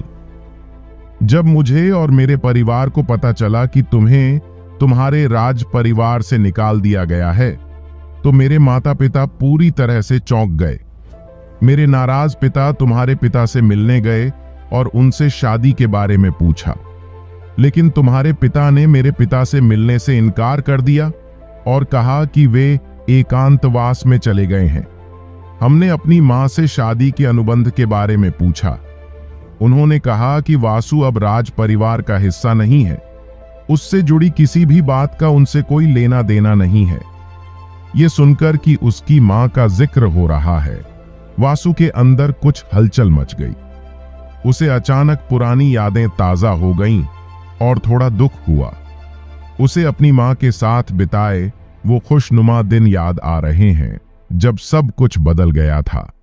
दुर्भाग्य से उनके बहुत ज्यादा प्यार ने पिछले वासु को बिगाड़ दिया था। मुझे आश्चर्य है कि वे कैसे हैं। एलिसिया ने ड्रैगन किंग के चेहरे पर भाव देखने में 1 सेकंड का समय लिया। वह एक उदासीन भाव और उदासी का निशान देख सकती थी जो जल्दी ही मिट गया। मैं तुम्हारा तर्क समझती हूं, लेकिन सभी लोगों में से मुझे ही क्यों? मेरा मतलब है कि मैं नाम के लिए तुम्हारी मंगेतर हूं, या फिर तुम अपने माता पिता को मेरी असली पहचान बताने की योजना नहीं बना रहे हो। अगर एलिसिया चाहती तो वह इस भूमिका के लिए वासु से ज्यादा हैंडसम और शक्तिशाली किसी को मना सकती थी। मैं एक उपयुक्त व्यक्ति की तलाश में थी, लेकिन मैं किसी दूसरे आदमी को अपने पास आने देने में सहज महसूस नहीं करती। एलिसिया को बचपन से ही अलग थलग रखा गया है। वह बहुत कम ही लड़कों के साथ खेलती थी। इतना ही नहीं, अपने व्यापारिक साम्राज्य को बनाने में व्यस्त होने के कारण उसे कभी भी किसी खास की तलाश करने का समय नहीं मिला। अपने महाद्वीप की सबसे अमीर महिला बनने के बाद सैकड़ों हजारों पुरुष उससे शादी करना चाहते थे, भले ही उसने कभी उसका चेहरा न देखा हो। राजा, सम्राट और राजकुमार सभी उसके साथ मौका पाना चाहते थे। वे उसकी सुंदरता से आकर्षित नहीं थे, वे उसके पैसे से आकर्षित थे। इसने उसे और भी ज्यादा सतर्क पुरुषों और महिलाओं के लिए प्रेरित किया। अब एलिसिया किसी व्यक्ति पर आसानी से भरोसा नहीं कर सकती। उसे चिंता है कि उसका नकली प्रेमी इस स्थिति का फायदा उठाकर उसका इस्तेमाल करने की कोशिश करेगा। तो आप कह रहे हैं कि आप मेरे साथ सहज हैं? मैं ये नहीं कह रही हूं कि मैं तुम्हारे साथ सहज हूं। किसी अजनबी पुरुष को मेरे पास आने देने के बजाय मैं तुम्हें अपना नकली प्रेमी बनने और मेरे माता पिता से मिलने देना चाहूंगी। मैं यह भी कहूंगी कि तुम वहां वासु के रूप में जाओगे, जो उग्रसेन साम्राज्य का ड्रैगन राजा है। क्या मैं मना कर सकता हूं? वासु को लगा कि उसके माता पिता से मिलने जाना उसके लिए और भी मुसीबतें खड़ी कर देगा। क्या तुम्हें लगता है कि मेरा चेहरा देखने के बाद तुम पीछे हट सकते हो? एलिसिया ने धमकी भरे लहजे में पूछा। सांस, ठीक है, मान लीजिए कि अगर हम आपके माता पिता को बेवकूफ बनाने में कामयाब भी हो गए तो आगे क्या होगा? मुझे कब तक नाटक करते रहना होगा? बहुत ज्यादा समय नहीं। मेरे परिवार के सभी सदस्य दूसरे महाद्वीप पर रहते हैं। वे कभी वापस नहीं आएंगे। अगर आपको चिंता है कि इससे आपकी निजी जिंदगी में खलल पड़ेगा तो आप निश्चिंत हो जाइए, क्योंकि मेरे परिवार के सदस्य कभी यहां नहीं आएंगे। अब तक वासु और एलिसिया दोनों ने एक दूसरे को औपचारिक रूप से पुकारना बंद कर दिया था। जब उन्होंने वासु के माता पिता से बात की तो दोनों को अवचेतन रूप से लगा कि एक दूसरे को औपचारिक रूप से संबोधित करने का कोई कारण नहीं है। मुझे बस कुछ समय चाहिए। इस महाद्वीप पर आने का एक कारण मेरा गिल्ड बढ़ाना था। मेरी महत्वाकांक्षा अभी तक पूरी नहीं हुई है। कुछ सालों में जिस तेजी से हम सीकर ऑफ इम्प्योरिटी का विस्तार कर रहे हैं, उसे देखते हुए पूरे महाद्वीप में सिर्फ एक गिल्ड रह जाएगा। एलिसिया को बचपन से ही पैसों से खेलना पसंद था। उसे पैसों की परवाह नहीं थी। उसके लिए पैसे कमाने की प्रक्रिया एक खेल खेलने की तरह थी। वह एक नई चुनौती की उम्मीद में इस महाद्वीप पर आई थी। प्रत्येक चुनौती पर काबू पाने और लाभ कमाने के रोमांच ने उसे बहुत उत्साहित कर दिया। सांस, ठीक है, लेकिन तुम्हें इंतजार करना होगा। कल मैं अवनी के माता पिता से मिलने जाऊंगा। यह सिर्फ एक बार की बात थी। दूसरे महाद्वीप पर जाना बहुत मजेदार और रोमांचक लगता है। अपने ससुर से मिलने के लिए शुभकामनाएं, क्योंकि तुम्हें इसकी जरूरत पड़ेगी। मैंने जो सुना है उसके अनुसार वह एक सख्त और गंभीर व्यक्ति है। मेरा विश्वास करो, तुम उनसे उलझना नहीं चाहोगे। वासु ने अपनी आंखें घुमाईं, मानो वह पर्याप्त रूप से नर्वस नहीं था। यह महिला उसे और भी अधिक नर्वस करने की कोशिश कर रही थी। ठीक है, यह हमारी छोटी सी मीटिंग समाप्त होती है। मुझे उम्मीद है कि आप अपना वादा निभाएंगे, मिस्टर वासु। एलिसिया के चेहरे पर हल्की सी मुस्कान थी। इस मीटिंग का उद्देश्य पूरा हो गया है। हां, मैं हमेशा अपनी बात रखता हूं। वासु जाने के इरादे से उठ खड़ा हुआ। तो मैं अपना खुदा लेकर चलूंगा। इंतजार? उसने पलटकर उसकी ओर देखा। मैंने सुना है कि आपके पास स्वर्गीय क्रिम्सन ड्रैगन रक्त रेखा है। तो अवनी ने उसे मेरे वंश के बारे में बताया। चिंता मत करो, मैं बहुत चुप हूं। तुम्हारे खून के बारे में कभी किसी को पता नहीं चलेगा। वासु ने राहत महसूस करते हुए सिर हिलाया। क्या आप जानते हैं कि आप अपने स्वर्गीय ड्रैगन रक्त का उपयोग मनुष्यों को ड्रैगनियन में बदलने के लिए कर सकते हैं? एलिसिया के शब्दों से भ्रमित महसूस करते हुए वासु खुद को पूछने से रोक नहीं सका, ड्रैगोनियन क्या है? जब कोई स्वर्गीय ड्रैगन अपने सार की एक बूंद मनुष्यों को देता है तो वे ड्रैगनियन में बदल जाते हैं। ड्रैगनियन हर तरह से मनुष्यों से शक्तिशाली और श्रेष्ठ होते हैं। ड्रैगोनियन की अवधारणा धीरे धीरे लुप्त हो रही है क्योंकि स्वर्गीय ड्रैगन समय के साथ गायब हो गए हैं। एक बार जब आप किसी इंसान को ड्रैगनियन में बदल देते हैं तो वे आपको कभी धोखा नहीं देंगे। इतना ही नहीं, ड्रैगनियन की साधना की गति, उपचार की गति, मन की वसूली की गति और साधना की शक्तियां सभी मनुष्यों की तुलना में बेहतर हैं।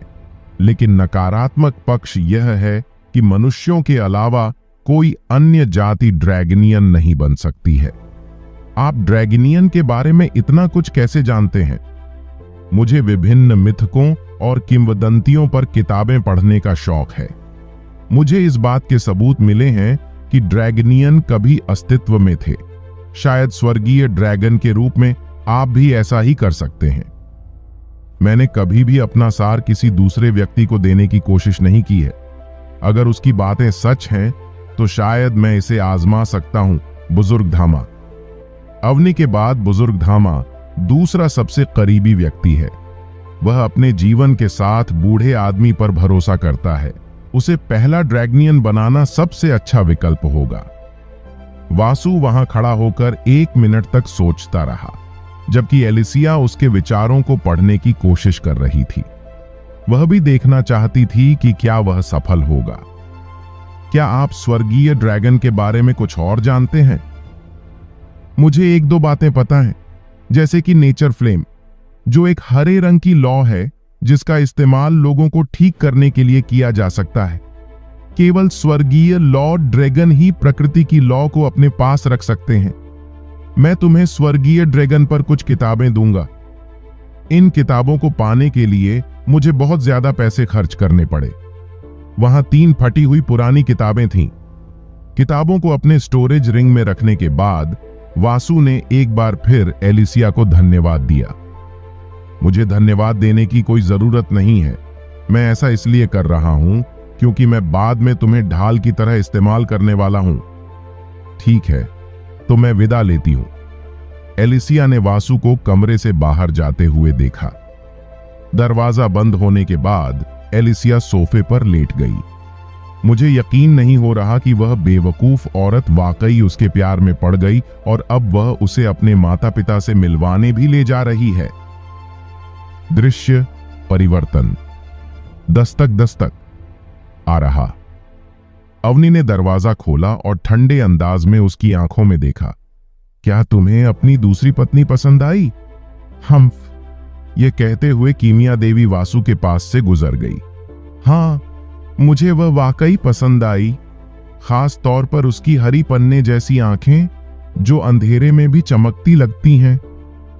बिल्ली का बच्चा पलटा और उसे ऐसे घूरने लगा जैसे किसी ने उसकी पूंछ पर पैर रख दिया हो, लेकिन वासु ने उसे अनदेखा कर दिया और बोलना जारी रखा।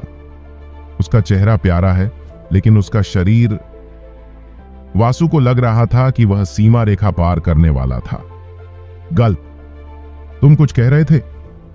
अवनी ने हाथ में तलवार थाम रखी थी और वासु की ओर ठंडी निगाहों से देख रही थी। खांसी। मैं अपने ससुर से मिलने का इंतजार नहीं कर सकता। मुझे भूख लगी है। चलो खाना खाते हैं। कुछ देर की नोकझोंक के बाद आखिरकार दोनों ने साथ में खाना खाया और अपने अपने कमरे में चले गए। अवनी सोने चली गई, जबकि वासु ड्रैगनियन के बारे में सोचना बंद नहीं कर सका। तो एलिसिया ने तुमसे क्या बात की? उसने मुझे बताया कि मुझे peak 6th order lightning forest हिरण का दिल देने के बदले में वह चाहती थी कि मैं उसका बॉयफ्रेंड बन जाऊं और उसके माता पिता से मिलूं। वासु ने अवनी से सच्चाई नहीं छिपाई। आखिरकार एलिसिया चाहे कितनी भी खूबसूरत या अमीर क्यों ना हो, अवनी हमेशा उसकी पहली प्राथमिकता थी। ये जानते हुए कि उससे सच छुपाने से सिर्फ अनावश्यक ड्रामा ही होगा, उसे शुरू से ही सच बता देना बेहतर था। वासु अवनी को खोना नहीं चाहता था। उसे जो कुछ भी मिला था उसे किसी भी कीमत पर बचाना था। वह उसके साथ पूरी तरह ईमानदार रहना चाहता था, जैसा कि अपेक्षित था। ड्रैगन राजा की बातें सुनकर कीमिया देवी ने भौहें सिकोड़ लीं। उसने वासु को 1 मिनट तक ठंडे अंदाज में देखा और फिर पूछा, वह क्यों चाहती है कि तुम उसके माता पिता से मिलने आओ? एलिसिया से कई बार मिलने के बाद यह बात साफ हो गई थी कि धन की देवी के मन में वासु के लिए कोई ख्याल नहीं था। वह वासु को अपना मंगेतर भी नहीं मानती थी। बात यह है कि वासु ने बिना कुछ छिपाए उसे पूरी बात बता दी। वासु की उम्मीद के विपरीत अवनी ने अपना संयम नहीं खोया। वह शांति से खाना खाती रही, जिससे ड्रैगन किंग उलझन में पड़ गया। अवनी, क्या तुम पागल हो? मैं पागल नहीं हूं। अवनी ने चुपके से खर्राटे लिए और आह भरी। वासु जिस तरह से चमक रहा था उसे देखते हुए, यह बहुत जल्द ही होगा जब कोई और दुष्ट उसे बहकाने और उसकी पत्नी बनने की कोशिश करने आएगा। इस दुनिया में राजा, अद्विक और रईसों के लिए कई पत्नियां और रखैलें रखना सामान्य बात थी। अवनी वासु को साझा करने के लिए तैयार थी। भले ही उसने कोशिश की हो, अनुबंध के कारण वह उसे कई पत्नियां रखने से नहीं रोक पाएगी। हालांकि उसे यह स्वीकार करने में नफरत है, लेकिन जल्द ही या बाद में उसका पति पूरे महाद्वीप पर सबसे शक्तिशाली राजा बनने वाला था, क्योंकि वह जिस तेजी से आगे बढ़ रहा था। जब ऐसा होता है तो अवनी वासु को कई पत्नियां रखने से कभी नहीं रोक सकती। सुनो वासु, मैं एक बार कहूंगा, उसने पहली बार अवनी को इतना गंभीर देखा था।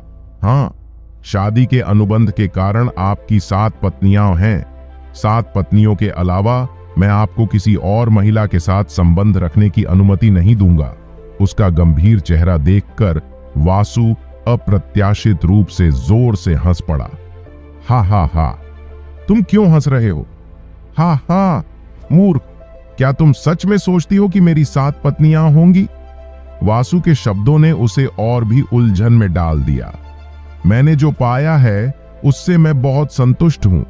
मैं स्वीकार करता हूं कि अनुबंध के कारण वर्तमान में मेरे नाम पर 7 पत्नियां हैं, लेकिन जब तक मैं भविष्य में एक निश्चित ऊंचाई तक पहुंचने में कामयाब हो जाता हूं, मुझे विश्वास है कि मैं अनुबंध तोड़ सकता हूं। मैं उन लड़कियों को मुझसे शादी करने के लिए कभी मजबूर नहीं करूंगा। अगर तुम सोच रहे हो कि मैं दूसरे राज्य की राजकुमारी से शादी करने जा रहा हूं या राजकुमारी को अपनी रखैल के रूप में लेकर दूसरे राज्यों के साथ ज्यादा राजनीतिक संबंध बनाने जा रहा हूं, तो तुम गलत हो। मैं ऐसा कभी नहीं करूंगा। मेरी नजर सिर्फ अपनी औरत पर है। ये शब्द कहते हुए कीमिया देवी शर्मा गई। उसने अपने चेहरे पर खिल्ली मुस्कान को छिपाने के लिए अपना सिर नीचे कर लिया। वासु उसके कान देख सकता था और यहां तक कि उसकी गर्दन भी लाल हो रही थी। करीब 5 मिनट की खामोशी के बाद अवनी आखिरकार शांत हुई और अपना सिर उठाकर वासु की तरफ देखने लगी। वैसे अब जब हम अपने भविष्य के बारे में बात कर रहे हैं, तो मुझे लगता है कि हमें इस बात पर भी चर्चा करनी चाहिए कि भविष्य में हमारे कितने बच्चे होंगे। बेशर्म, तुम सच में एक विकृत व्यक्ति हो। अवनी ने अपना स्टेक खाना जारी रखा। वासु ने मासूमियत से अवनी को देखा। अपनी पत्नी से अपने भविष्य के बारे में बात करने में क्या बुराई है? मैं कभी भी आपकी पत्नी बनने के लिए सहमत नहीं हुई। सांस। अगले दिन, महाराज, आपके चेहरे पर नए निशान क्यों हैं? बुजुर्ग धामा ने देखा कि सैनिक अपने राजा को इस तरह देखकर अपनी हंसी को दबाने की पूरी कोशिश कर रहे थे। सांस। पिछली बार एक कुत्ता मेरे कमरे में घुस आया और मुझे काटता रहा। मैंने उससे लड़ने की कोशिश की, लेकिन वह कुत्ता मुझसे ज्यादा ताकतवर था। बुजुर्ग धामा ने अवनी की ओर देखा, जो वासु के पीछे खड़ी थी।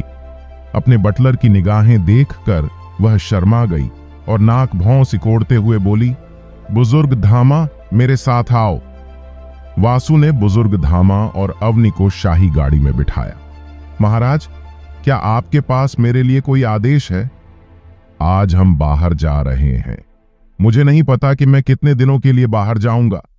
किसी को भी मेरी अनुपस्थिति के बारे में न बताना। अगर वे पूछें कि मैं कहां हूं, तो बस इतना कहना कि मैं बंद दरवाजों के पीछे साधना करने गया हूं।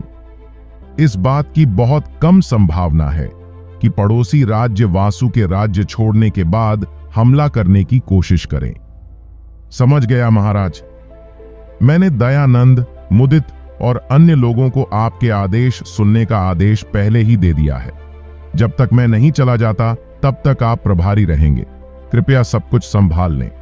अगर चीजें आपके हाथ से बाहर जाने लगें तो मुझे संदेश भेजें। मैं जल्द से जल्द वापस आऊंगा। उनके साथ जनरल और बुजुर्ग धामा उनके सबसे भरोसेमंद लोग थे। हाल ही में दयानंद, टाइलर, यथार्थ और हेनरी सभी ने गोलियों के साथ दूसरे ऑर्डर को तोड़ दिया था, जबकि अन्य दूसरे ऑर्डर तक पहुंचने के करीब थे। अवनी द्वारा बनाई गई गोलियों के साथ कुछ महीनों में उन्हें मध्य या शिखर दूसरे ऑर्डर तक पहुंच जाना चाहिए। महाराज, मुझे राजा एथन और नेपोका साम्राज्य के बारे में क्या करना चाहिए? अभी हम चुप रहेंगे। अगर वह कुछ भी संदिग्ध करता है तो मुझे तुरंत बता देना। समझा? बुजुर्ग धामा, मेरे पास तुम्हारे लिए कुछ है। वासु ने अपनी तर्जनी उंगली काटी और फिर अपने खून की एक बूंद बुजुर्ग धामा के माथे पर डाल दी। महाराज, यह क्या है? खून का रंग लाल होने के बजाय सुनहरा था, जिसे देखकर बुजुर्ग धामा और अवनी दोनों हैरान रह गए। उसके माथे पर खून की सुनहरी बूंद चमक उठी। इसका विरोध मत करो, बस इसे स्वीकार करो। बुजुर्ग धामा ने विरोध करना बंद कर दिया, जिससे सुनहरा खून सोख लिया गया। एक गहरे लाल रंग की रोशनी ने बुजुर्ग धामा को घेर लिया। अवनी और वासु की चौंकती निगाहों के सामने बुजुर्ग धामा की साधना मध्य द्वितीय क्रम से शिखर द्वितीय क्रम तक और फिर आरंभिक तृतीय क्रम तक बढ़ने लगी। धमाका। शुरुआती तीसरे क्रम की मजबूत आभा जारी की गई थी। आभा इतनी मजबूत थी कि अगर वासु ने उसकी रक्षा नहीं की होती तो अवनी लगभग अपने घुटनों पर गिर जाती। तीसरे क्रम की आभा ने सभी सैनिकों को घुटनों पर गिरा दिया जो बाहर इंतजार कर रहे थे। सैनिकों को घुटन महसूस हुई। उनकी छाती भारी लग रही थी और उन्हें सांस लेने में परेशानी हो रही थी। बुजुर्ग धामा, शांत हो जाओ। वासु के शब्दों ने जादू की तरह काम किया। उसके चारों ओर का लाल रंग का आभा मंडल गायब हो गया। महाराज, यह सेवक अपनी अशिष्टता के लिए क्षमा चाहता है। बुजुर्ग धामा तुरंत एक घुटने पर बैठ गया और अपना सिर नीचे करते हुए वासु के सामने घुटनों के बल बैठ गया। वासु और अवनी दोनों को लगा कि बुजुर्ग धामा की आवाज में थोड़ा बदलाव आया है। सिर्फ आवाज ही नहीं, बुजुर्ग धामा अब 15 साल छोटा लग रहा था। पहले वह बूढ़े दादा जैसा दिखता था, लेकिन अब भले ही उसके बाल सफेद थे, लेकिन वह सिर्फ 50 साल का लग रहा था। उसकी त्वचा की झुर्रियां गायब हो गई थीं। उसके चेहरे पर सिर्फ कुछ झुर्रियां रह गई थीं। यदि कोई ध्यान से देखे तो उसे बुजुर्ग धामा की भुजाओं, गर्दन, कॉलर बोन और गले के आसपास उगने वाले छोटे छोटे हल्के लाल ड्रैगन स्केल्स दिखाई दे सकते हैं। मैं बुजुर्ग धामा से ड्रैगन की आभा महसूस कर सकता हूं। तुमने वास्तव में क्या किया? बुजुर्ग धामा ने भी उत्तर के लिए वासु की ओर देखा। हम स्वर्गीय ड्रैगन वंश के बारे में वास्तव में कितना जानते हैं? अवनी और बुजुर्ग धामा के चेहरे पर उलझन की लकीरें उभरी। स्वर्गीय ड्रैगन के रूप में मेरे पास मनुष्यों को ड्रैगनियन में बदलने की शक्ति है। बुजुर्ग धामा, अब तुम मनुष्य नहीं हो, बल्कि स्वर्गीय क्रिम्सन ड्रैगन के ड्रैगनियन हो। मुझे बताओ कि तुम अपने शरीर में क्या बदलाव महसूस करते हो? मैं महसूस कर सकता हूं कि मेरी शक्तियां 100 गुना बढ़ गई हैं। मेरी साधना तीसरे क्रम के शुरुआती स्तर पर पहुंच गई है, जो कि एक तरह से अवास्तविक लगता है, क्योंकि मेरी साधना प्रतिभा उतनी अधिक नहीं है और 100 साल की साधना के बाद भी मैं अभी भी दूसरे क्रम के मध्य चरण में ही अटका हुआ हूं। बिल्कुल, आपके पास वर्तमान में एक औसत शुरुआती 3 ऑर्डर की तुलना में अधिक ताकत, चपलता, सहन शक्ति, स्वास्थ्य और मन है। ड्रैगनियन बनने से आपकी साधना की गति, उपचार की गति और पुनर्प्राप्ति की गति में भी बहुत अधिक वृद्धि हुई है। वासु की बातें सुनकर अवनी और बुजुर्ग धामा दोनों ही चौंक गए। बुजुर्ग धामा ने दूसरे क्रम के मध्य चरण से सीधे तीसरे क्रम के शुरुआती चरण में छलांग लगा ली, जिससे वे सबसे ज्यादा चौंक गए। महाराज, उस स्थिति में क्या आप हमारे सैनिकों को भी ड्रैगनियन में बदल सकते हैं? जरा सोचिए कि एक बार जब उनके सभी सैनिक ड्रैगनियन में बदल जाएंगे तो उग्रसेन साम्राज्य कितना शक्तिशाली हो जाएगा। अब चीजें ऐसे नहीं चलती। मुझे तुम्हें सार की एक बूंद देनी थी। वर्तमान में मेरा शरीर केवल 25 बूंद सार ही बना सकता है। वासु ने एक सुनहरी बोतल निकाली जो सुनहरे खून से भरी हुई थी। यह लो, मेरे सुनहरे खून की एक बूंद यथार्थ एलेनोर, टायलर और हेनरी को दे दो। चूंकि वे इंसान हैं, इसलिए वे ड्रैगनियन बन पाएंगे। बाकी 20 सुनहरी बूंदों के लिए सेना में सबसे वफादार मानव सैनिकों को चुनो और उन्हें ड्रैगनियन बनने दो। बुजुर्ग धामा ने कांच की बोतल को अपने स्टोरेज रिंग में रखते हुए गंभीरता से अपना सिर हिलाया। सभी ड्रैगनियन सैनिकों को विशेष अधिकार दें। वे 20 ड्रैगनियन महल में रहेंगे और अवनी द्वारा बनाई गई गोलियों का उपयोग करके प्रशिक्षण लेंगे। ड्रैगनियन इस्तारिन राजा के गुप्त हथियार होंगे। याद रखना बुजुर्ग धामा, मेरे साथ जनरलों और भावी ड्रैगनियनों के अलावा किसी को भी इस बारे में पता नहीं चलना चाहिए। भले ही मुझे मार दिया जाए, मैं यह रहस्य कभी किसी को नहीं बताऊंगा। मैं यह भी सुनिश्चित करूंगा कि भविष्य के 20 ड्रैगनियन भी अपना मुंह बंद रखें। जो कोई भी ड्रैगनियन बन गया है, वह वासु को धोखा नहीं दे पाएगा। उसके खिलाफ जाने का विचार कभी उनके दिमाग में नहीं आएगा। यही कारण है कि वासु गुप्त रूप से इस विशेष शक्ति का विकास करना चाहता था। ठीक है, अब हम विदा लेते हैं। अवनी और वासु ने 2 गोलियां मुंह में रखीं। बुजुर्ग धामा की हैरान निगाहों के सामने दोनों के बालों का रंग बदलकर सफेद और नीला होने लगा। चूंकि हम भेष बदलकर राज्य छोड़ने जा रहे हैं, इसलिए हमारे साथ कोई सैनिक लाने की जरूरत नहीं है। मैं सब कुछ तुम्हारे हाथ में छोड़ दूंगा। मेरे राजा, मैं कसम खाता हूं कि मैं आपको निराश नहीं करूंगा। उसके चेहरे पर 2 जोड़ी लाल पंख दिखाई दिए। तैयार हो जाओ राजकुमारी। अवनी ने शर्म से सिर हिलाया। अगले ही पल वासु और अवनी गाड़ी से गायब हो गए। अगर कोई आसमान की तरफ देखे तो उसे एक पंख वाला आदमी एक औरत को गोद में उठाकर बादलों के ऊपर जाता हुआ दिखाई देगा। बुरे भेड़िए, क्या तुम थके नहीं? राजकुमारी, भले ही मैं थक गया हूं, लेकिन यहां रुकने की कोई जगह नहीं है। बस थोड़ा और आगे बढ़ो और हम निकटतम शहर पहुंच जाएंगे। अगर तुम्हें मेरी चिंता है तो तुम मुझे हमेशा 1 या 2 मन रिकवरी गोलियां खिला सकते हो, और शायद मुझे एक चुंबन भी दे दो, जिससे मेरी सारी थकान मिट जाएगी। पागल, मैं ऐसा कुछ नहीं कर रहा हूं। मुझे परवाह नहीं कि तुम मर भी जाओ। वासु मुस्कुराया और बादलों के ऊपर उड़ता रहा। बुजुर्ग धामा को छोड़ने के बाद सुबह सुबह वासु अवनी को अपनी बाहों में लेकर आसमान में उड़ गया। महाद्वीप के इस हिस्से में केवल नाइलैंड किंगडम के पास ही टेलीपोर्टेशन एरे था। इसका मतलब यह हुआ कि वासु और अवनी दोनों को टेलीपोर्टेशन एरे तक पहुंचने के लिए नाइलैंड किंगडम तक की यात्रा करनी पड़ी। आमतौर पर नाइलैंड राज्य की यात्रा में कम से कम 6 से 7 दिन लगते थे। धीरे धीरे जाने के बजाय ड्रैगन राजा ने बस अपनी महिला को अपनी बाहों में उठाकर आसमान को बादलों के ऊपर ले जाने का फैसला किया, ताकि कोई भी उन्हें न देख सके। चांद की रोशनी में ठंडी हवा दोनों की त्वचा को छू रही थी। वासु अवनी को स्थिर गति से उठा रहा था। उसका चेहरा इस समय पीला दिख रहा था मानो उसके चेहरे से खून बह गया हो।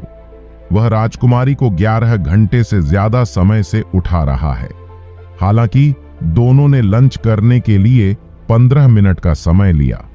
वासु के पास बहुत ज्यादा मन था, फिर भी 11 घंटे तक एक व्यक्ति को उठाकर उड़ान भरने से उसके शरीर पर बहुत ज्यादा दबाव पड़ा। अभी उसका मन लगभग खत्म हो चुका था। उसके ड्रैगन पंख थोड़े भारी लगने लगे थे। जब भी वह अपने पंख फड़फड़ाता तो उसे अपनी रीढ़ की हड्डी में हल्का दर्द महसूस होता।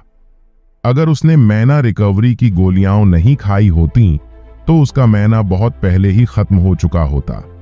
वासु ने अपना बायां हाथ आगे बढ़ाकर अवनी की कमर को कस लिया और अपनी स्टोरेज रिंग से एक मैना रिकवरी पिल निकाली। अब और मैना रिकवरी पिल मत खाना। अवनी ने चेहरे पर गंभीर भाव लिए उसे रोका। क्यों? अगर वासु रुक गया तो उनकी गति बहुत धीमी हो जाएगी।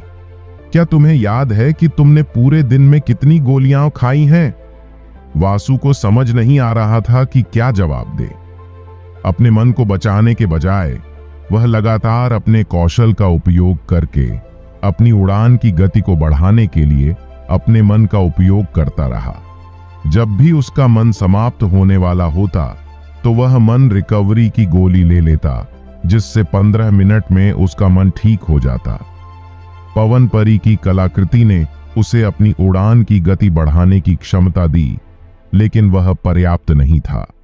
वासु ने अपने ड्रैगन पंखों का इस्तेमाल किया, फिर पवन परी के कंगन की शक्ति का इस्तेमाल करके अपनी गति को थोड़ा बढ़ाया। फिर कभी कभी उसने बिजली के डैश का इस्तेमाल किया, जिससे उसकी उड़ान की गति में एक और 100+ वृद्धि हुई। इन सभी शक्तियों का एक साथ इस्तेमाल करने से उसकी गति 450 पब तक बढ़ गई। मुझे याद नहीं कि मैंने अब तक कितनी गोलियां खाई हैं, लेकिन तुम मुझे क्यों रोक रहे हो? वासु ने कोशिश भरे लहजे में कहा, जिसे उसने छिपाने की कोशिश की। बेवकूफ! अगर आप बहुत ज्यादा मैना रिकवरी पिल्स या किसी भी तरह की पिल्स लेते हैं तो एक साथ बहुत ज्यादा लेना आपकी सेहत के लिए अच्छा नहीं है। आपको ब्लैक प्लेग कैंसर हो सकता है, एक खास तरह का परजीवी जो आपको अंदर से ही नुकसान पहुंचाएगा। वासु ने जबरदस्ती मुस्कुराया और अवनी की तरफ देखा। उसकी बातें सुनकर उसे थोड़ा डर लग रहा था। क्या आप मजाक कर रहे हैं? क्या मैं ऐसा लग रहा हूं कि मैं मजाक कर रहा हूं? अवनी ने खुद को शांत करने के लिए गहरी सांस ली।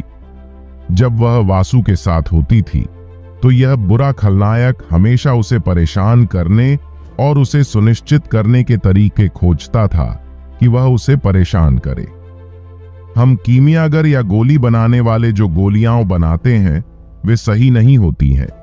दिन के अंत में वे केवल कृत्रिम उत्पाद हैं, जिनकी तुलना प्राकृतिक उत्पादों से नहीं की जा सकती। बहुत अधिक गोलियां लेने से कई दुष्प्रभाव होते हैं, जैसे कि ब्लैक प्लेग जैसे कैंसर का विकास, flashing cold, skeleton madness, hex थकान, ट्रांसम्यूटेशन एंटन, ऑनरा मैडनेस जैसी खतरनाक बीमारी।